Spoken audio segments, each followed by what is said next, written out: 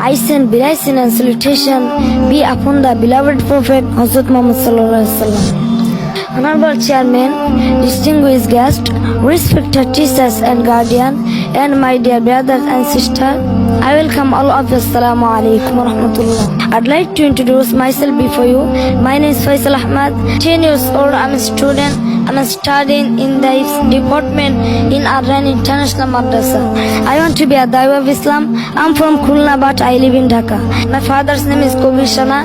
He is no more. My mother's name is Fatima Khatun. She is a mental patient. Now I'd like to share my life story in brief. My father died before my coming in this world when I was 5 years old in my mother's home. Then he died. Mother became in mental ill. Now she is a mental patient.